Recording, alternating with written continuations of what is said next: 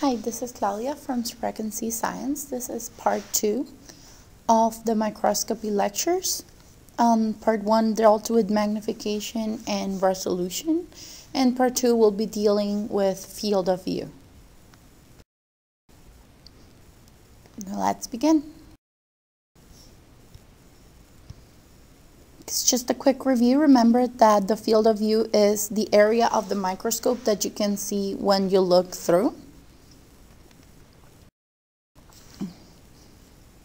The first thing you need to know about field of view is that it changes as you look through different objectives. There is a relationship between the field of view and the magnification.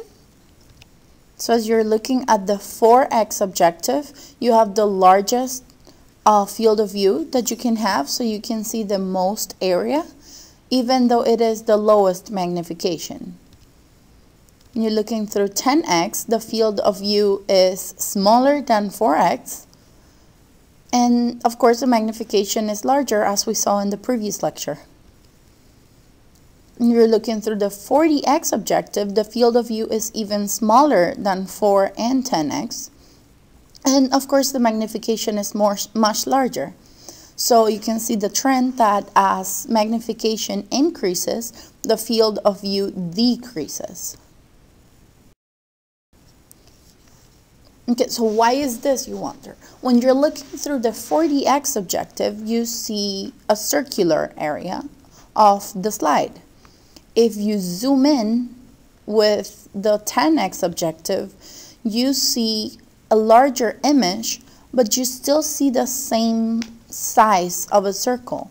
So what you're actually seeing is a close-up of what you were looking at on the 4x before. And if you increase the magnification even more, you see an even smaller portion of what you were initially looking at. So think of it as just increasing circles inside each other as magnification increases.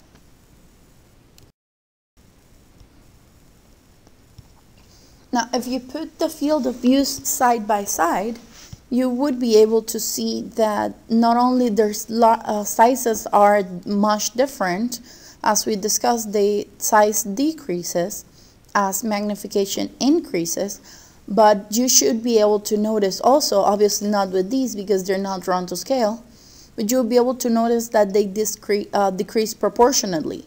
And you can use this proportion to calculate field of view without having to measure the field of view on every single objective that you're looking through. So let's see how that works. To calculate field of view without having to measure each field of view on every objective, you can use this formula. Remember I said that the field of view decreases proportionately to magnification? Well, this is exactly what that formula says. It looks long and complicated, but it's really not once you understand what it means. So what it's telling you is that the field of view, so the area that you can see at the 4x objective, multiplied by magnification at 4x, which we saw already that is 40 times, it's going to give you a number. And that number is the same number as the field of view that you can see at 10x magnification multiplied by the total magnification at 10, which we already saw is 100. And the same goes for field of view at 40x and the magnification of 40x, which we already saw at 400. So let's look a little bit closer into that. If you multiply the area that you can see under the 4x objective times the total magnification of the 4x objective, which we already saw it's 40 times, it will give you a number n. Now, if you multiply the area you can see under the 10x objective by the total magnification at 10x, it will give you that same number n, and the same thing will happen with the 40x objective. So the product of the field of view at any magnification times the total magnification at that objective equals a number n. And that number n is the same thing for all magnifications on the same microscope. Now remember that field of view is an area, so you would use the formula, the area of a circle equals pi r squared, which is the area of a circle, to calculate a field of view. So the area of a circle is the same thing as the field of view. When you're calculating the area of the circle that you're measuring, you're calculating the field of view. So they're one and the same. Since field of view is the same thing as the area of that circle, then to calculate the field of view, we need to calculate the area of this circle that we see under the microscope. You can just use a ruler and put it under the 4x objective.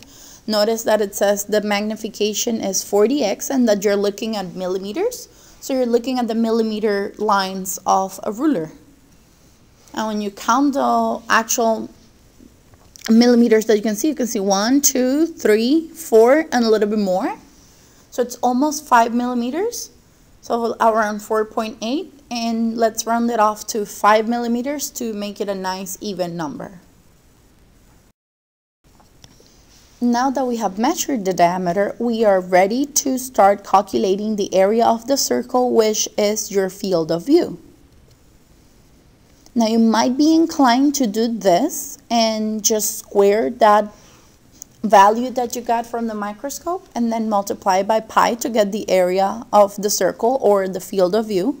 But remember that what we measured is the diameter, and a radius is equals to half of the diameter, which means that if the diameter is 5, the radius is going to be 5 over 2, which is about 2.5. So the field of view at this magnification, which I'm using 4x, will be 2.5 squared times pi.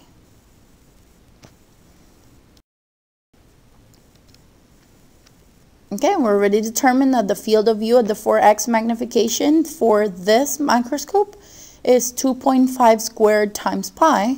Then we just solve for the field of view. So remember, pi is an infinite number, so you just hit the pi button on your calculator and it'll do it for you. So you'll get a really, really long number. So let's just round it off to 19.63.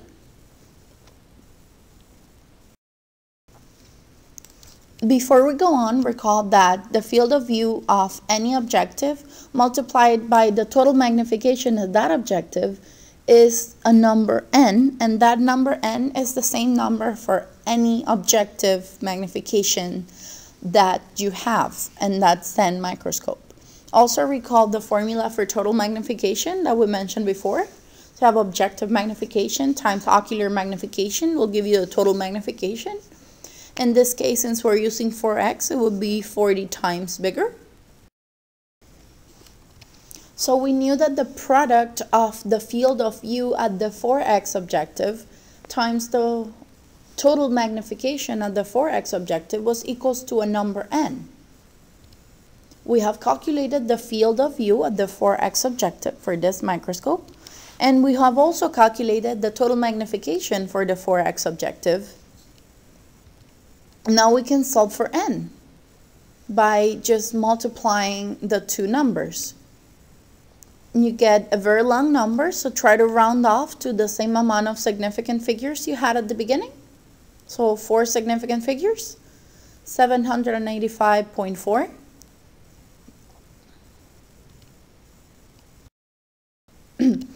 Now recall that we said that for any objective that you're looking through, the area that you can see multiplied by the total magnification is going to give you that same number n, which we just calculated to be 785.4.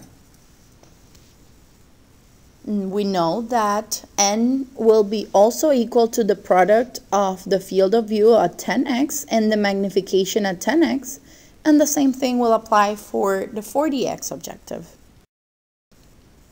So we have calculated n to be 785.4. Therefore, we know that the product of the field of view of the 10x objective times the total magnification of the 10x objective is 785.4. And that is also the product of the field of view at 40x and the magnification at 40x. And you just solve for the field of view, which would be equals to 785.4, so that number n over the total magnification, which in case of 10x is 100, and that will give you 7.854 millimeters squared. And then you do the same thing again for the 40x objective. So you divide n by the total magnification at 40x, and that will be 785.4 over 400. That'll give you approximately 1.9635, which will round off to 1.964. Now, since we know that in this formula, each of them equals n, we can say that the field of view at 4x and the magnification at 4x, the product is going to be the same as the product of 10x and the magnification, and the same thing will apply to any other combination of two objectives that you can make in the same.